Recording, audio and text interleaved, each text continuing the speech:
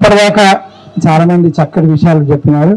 ముఖ్యంగా 50 సంవత్సరాలుగా PDSU, Arunodaya, POW నిరంతరంగా ఒడిదుడుకులు తట్టుకుంటూ ఇక్కడ దాకా వచ్చి 50 సంవత్సరాల స్వర్ణోత్సవ ముగింపు సమావేశాలు జరుగుతున్న సందర్భంగా శుభాకాంక్షలు, అభినందనలు. కార్యకర్తలకి, అమరులకి అందరికీ అభినందనలు. అది సాంస్కృతిక కర్తవ్యాలు ఏం చేస్తే బాగుంటుంది అని అన్నారు. దాని గురించి మాత్రమే చెప్తాను. కులాంతర వివాహాలు చేసుకోవాలని చెప్పేసి పాటలు రాయండి, నాటికలు రాయండి, ప్రచారం చేయండి. మద్యపానం మంచిది కాదు.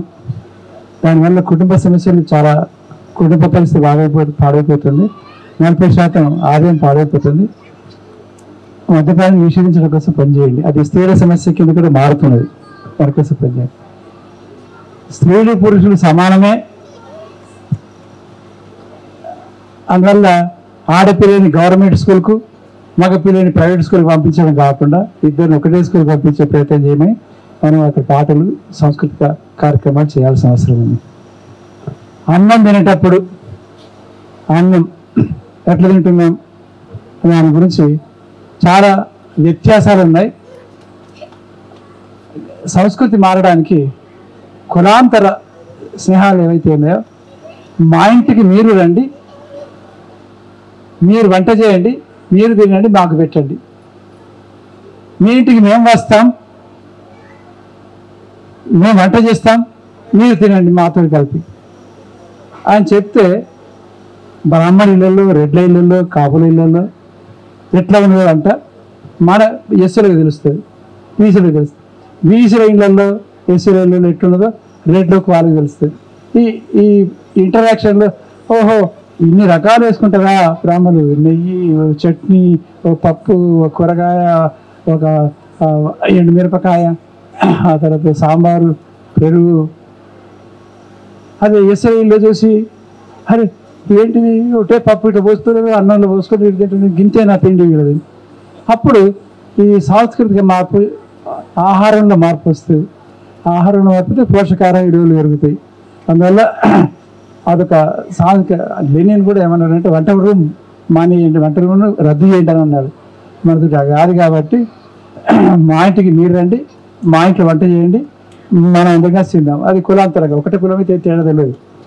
అది స్త్రీలని వంట గది నుంచి తప్పించడము, వంటలో పురుషులు పాల్గొనడం.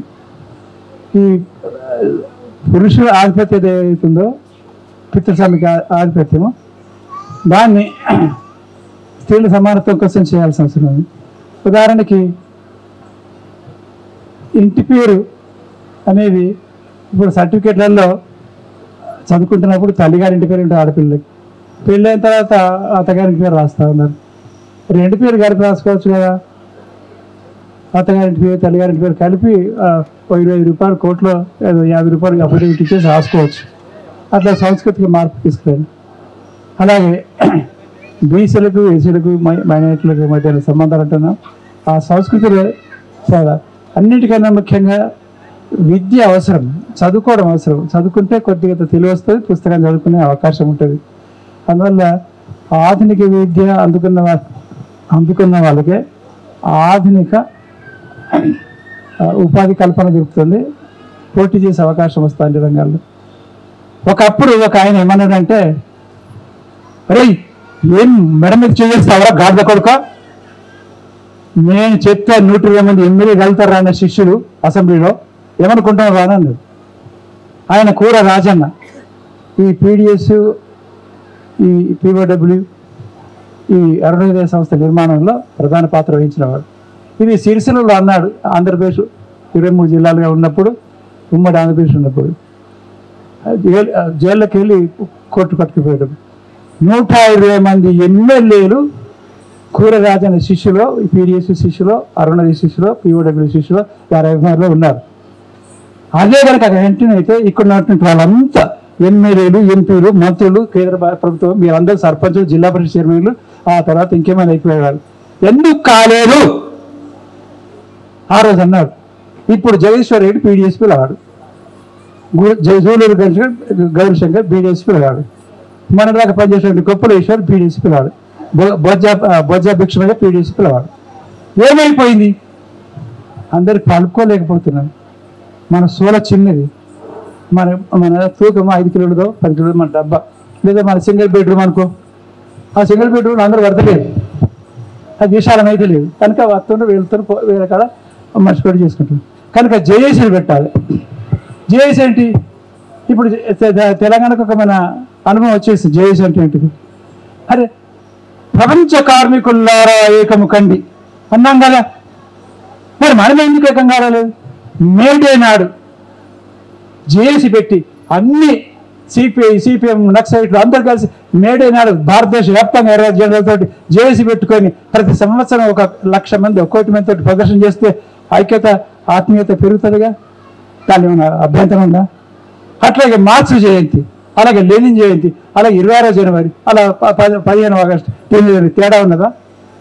ఆ జేఏసీల పేరు చేసుకోవచ్చు కానీ జాతీయ పండుగలే కదా. ఈ ఐక్యత కలిసి పనిచేసే ఐక్యతగా అనుకూలంగా కళారూపాలు రూపొందించాను. ఒక్క విషయం ఎంత విషాదకరమైన విషయం అంటే, స్టేజ్ మ్యారేజ్ గురించి ఇప్పుడు మాట్లాడినారు భాస్కర్. స్టేజ్ మ్యారేజ్ అక్కడ జరిగింది ఒక ఇంజనీరింగ్ కాలేజీలో, అందరం ఉన్నాం, అంబికతో సహా అందరం ఉన్నాం. ఆ మీటింగ్ స్టార్ట్ కాలే, వారం జరిపియాలి, ఆ వేదిక ఆర్గనైజ్ మేము చేస్తున్నాం, భూపాలు మేమంతా కలిసి. ఆడ పాట స్టేజ్ మ్యారేజ్కి పూలదండల పెళ్లికి పాట పాడమంటే ఒక్క పాట లేదు, పూలదండల పెళ్లికి పాట లేదు. నేను దళిత కళాకారుల మేధాల ఐక్యతగా 1992లో ప్రారంభించి ఆ తర్వాత వేలాది పాటలు రాయించి ఆ తర్వాత అమ్మ గురించిన పాటలు లేవు, నాన్న గురించిన పాటలు లేవు. ఇక మన నేర్పిన సంస్కృతి ఏమిటి? అమ్మని ఎలా గౌరవించాలి, నాన్న ఎలా గౌరవించాలి, కుటుంబం ఎట్లా ఉండాలి, వీటి గురించి పాటలు రాయకపోతే, సంస్కృతి చేయకపోతే, నాటకాలు రాయకపోతే ఇక ఏం చెప్పేది మనం? పార్టీ కర్తవ్యాలు వేరు, ప్రజల సంస్కృతి వేరు. పార్టీ కర్తవ్యాల కోసం అరుణోదయ సంస్థ పనిచేయండి, ఏమైనా రాసిపోయినా అరుణోదయ రాసిపోయిన ప్రజల సంస్కృతి మార్చడం కోసం ఏం చేయాలి? 3 విశ్వాసాలను వ్యతిరేకించాలి. ఎల్లమ్మ గురించి రాసినప్పుడు, చిగుప్పల్ల గురించి, కందుకూరి పద్ధతి చేసినాడు, మహాత్మా జ్యోతిబా ఫూలే చేసినాడు. ఎంతమంది మాట్లాడిన పొద్దున్న నుంచి మహాత్మా జ్యోతిబా ఫూలే మీద ఆ సినిమా మీద అంత విధిగా బ్రాహ్మణవాదులు దాన్ని అడ్డగిస్తే ఒక్కసారి ఒక్కరన్న అది ఒక సంస్కృత విప్లవం, భారతదేశంలో ప్రారంభించే సంస్కృత విప్లవం గురించి ఆ సినిమా తీసిన దాని మీద ఒక్కరన్న దాన్ని మద్దతుగా మాట్లాడదామని లేదు. మహాత్మా జ్యోతిబా ఫూలే పేరు తీయలేదు. ఏమి మనం చేస్తున్నది? కందుకు వేషం పంతుల్లాగా సంఘ సంస్కృతి చేశామా? గురుగారులాగా అట్లాంటి పాటలు రాసామా? ప్రజల్ని ప్రజల్ని పార్టీకరణ చైతన్యం చేసేటువంటి భావజాలం ఒకటి. ఆ తర్వాత ప్రజల యొక్క సంస్కృతి మార్చడం ఒకటి. అందువల్ల ఈ 2 కర్తవ్యాలలో గద్దరు ప్రజల మధ్య పోయి ప్రజల సంస్కృతి పట్టించుకునేటప్పుడు చేపలు ఎట్లా పడతారో పాట రాసుకున్నాడు, బంగపండు కూడా రాసుకున్నాడు. అందువల్ల ఆ ప్రజలతోటి ఈ భావజాలం పోయింది. మనం ఒకటే వరకు మాట్లాడుకుంటే పౌరకల సంఘం, నేను పౌరకల సంఘాలు పనిచేశాను. నాకు పార్టీతో సంబంధం చెప్పాలిగా. ఎమర్జెన్సీ తర్వాత పీడిఎస్ ఆర్గనైజేషన్ ద్వారా నేను టచ్లో ఉన్నాను. ఎమర్జెన్సీ తర్వాత మొట్టమొదటి కర్నాటక జిల్లాలో పీడిఎస్ శిక్షణ తరఫు మా ఇంట్లో పెట్టినారు. ఎవరు? కూర రాజన్న, అమర్, దేవేంద్ర వాళ్ళు 3 రోజుల పాటు. ఆ తర్వాత అట్లా కంటిన్యూ అయిపోయినా. ఆ తర్వాత నా మొదటి కథ కూడా నూతన మాసపత్రికలో రత్నమాల పత్రికలో ఆచరించడం జరిగింది. అలా కొనసాగుతున్నాం.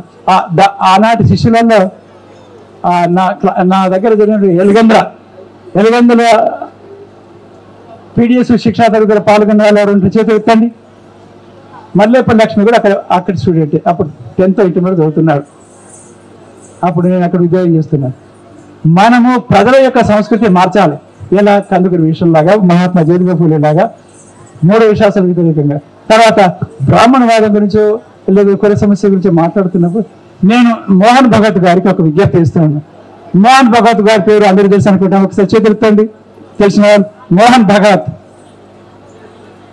భగవత్ అంటే ఆయన బీజేపీ అనే ఒక పార్టీకి సాంస్కృతిక తాత్విక నాయకుడు. దాని పేరు, ఆ సంస్థ పేరు RSS అంటారు, అంటే రాష్ట్రీయ స్వయంసేవక సంఘ్ అంటారు. దానిలో నేను 1967 నుంచి 1972 దాకా పనిచేసిన ముఖ్య శిక్షకుగా. అయితే వాళ్ళు ఏం చేయబోతున్నారో నాకు అన్నీ తెలుసు అప్పటి నుంచి. ఆ తర్వాత నేను వాళ్ళకి చేసే విజ్ఞప్తి ఏంటంటే, హిందువులందరూ గంగా బిందు సింధువులు కదా, దయచేసి మీ వేదికల మీద, మన వేదికల మీద, మన RSS వేదికల మీద, హిందూ సంస్థల వేదికల మీద కులాంతర వివాహాలు బాగా చెప్తా జరపండి. అప్పుడు అందరు కలిసిపోతారు. ఆ పని చేయమని చెప్పాను. అది మనం వాళ్ళని డిమాండ్ చేయాల్సిన అవసరం. ఇవాళ డిమాండ్ చేస్తే ఏదైనా మారుతుంది. ఇప్పుడు వచ్చిన తర్వాత ఓడిపోతామని చెప్పి అనుకున్న తర్వాత ఆర్ఎస్ఎస్ కూడా 3 రోజులు డిస్కస్ చేసినారు మోహన్ భగవత్ నరేంద్ర మోడీ. మేము సుప్రీంకోర్టులో కూడా అసాధ్యం కులగణన అన్నారు. ఇప్పుడు కులగణన అనేది మళ్ళీ చేస్తామని చెప్పి ప్రకటించినారుగా. అందువల్ల మారకుండా ఉండడం అంటూ ఎవరూ లేరు. అందుకని మోహన్ భగవత్ కూడా అధికారం అవసరం కాబట్టి వాళ్ళకు ప్రజల అవసరంగా బీసీలు లేకపోతే ఎస్సీ లేకపోతే ఆర్ఎస్ఎస్ ఎక్కడిది? బ్రాహ్మణులు మాత్రమే ఉంటారా? పనిచేసేవాళ్ళు కావాలిగా, అందువల్ల వినటోళ్ళు కావాలిగా. వాళ్ళకి అందరు వినాలని కోరుకుంటున్నారు కాబట్టి ఇవాళ కులగణన చేస్తున్నారు. వాళ్ళందరూ ఓట్లు కావాలని కోరుకుంటున్నారు, చేస్తున్నారు. మరి మనము ఆ ఎన్నికలలో మనం చేసినటువంటి త్యాగాల వల్ల ఉద్యమాల వల్ల బెనిఫిట్ అయినటువంటి వాళ్ళు కనుక ఓట్లు వేస్తే 130 మంది ఎంపీలు పార్లమెంట్లో ఉండే వాళ్ళని అన్నారు కాన్సీరావు. మరి ఎప్పుడు సిపిఎంలో 30 సీట్ల కన్నా ఎక్కువ ఎంపీ అన్నారు. అంటే మన నుంచి లాభం పొందిన వాళ్ళు మనకు కాకుండా ఇతర ఓట్లు ఇస్తున్నారు అన్నారు. మరి మనం ఓట్లనే వద్దన్నాం, ఆధునిక విద్యనే వద్దన్నాం.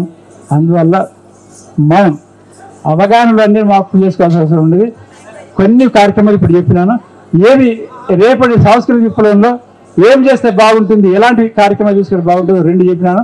వ్యాసాలు రాసి ఇస్తాను. ఆ వ్యాసాలు డాక్యుమెంట్లు రాసి ఈ 58 సందర్భంగా ఇప్పుడు నేను పిలిచిన సందర్భంగా ప్రత్యేకంగా వాటిని రాసి చిన్న పుస్తకంగా 16,000 పుస్తకంగా 8,000 పుస్తకాలు రచించి ఇస్తానని మనవి చేస్తూ వాటన్ని చదివి చర్చించండి. ఎందుకంటే మేము ఎప్పుడైతే దళిత కళాకారుల మేఘాల తరఫున కుల సమస్యలు సమస్త వర్ణ వర్గ కుల లింగ జాతి మత ప్రాంత దేశ విచక్షణ కష్టమైన పనిచేస్తామని చెప్పి ప్రకటించామో ఆ తర్వాత కూరగాయలను తీసుకొని పోయి కర్నూలులో నాంతపూర్లో అఖిల భారత సదస్సు పెట్టినాడు. ఆ తర్వాత గుంటూరులో డఫడం పెట్టించినాడు. అప్పుడు అట్లా కలిసి పని చేశారు. ఇప్పుడు మళ్ళీ అలా కలిసి పని చేద్దాం. అన్నిటి మీద ఆలోచన చేయండి. అన్ని వివరాలు నాకు చేసిన మీరు ఇస్తాను. నేను రాసిన పుస్తకాలు ఇస్తాను. ఫిలాసఫీకి సంబంధించి ఒక 20 పుస్తకాలని 2 షెడ్లు పార్టీకి ఇస్తారు. చదివి వాటి మీద చర్చ చేసి ఇచ్చే సూచనలు తీసుకొని చర్చ చేసి ఆ తర్వాత ఒక ప్రత్యేక సంస్కృతి వారికున్న శక్తితో ముందుకు పోవాలని కోరుతూ ఈ సందర్భంగా మరొక్కసారి 50 ఏళ్ళ పీఓడబ్ల్యూకి పీడీసీకు ఆ తర్వాత అరుణదేవికి శుభాకాంక్షలు తెలియజేస్తూ ముగిస్తున్నాను. Thank you sir.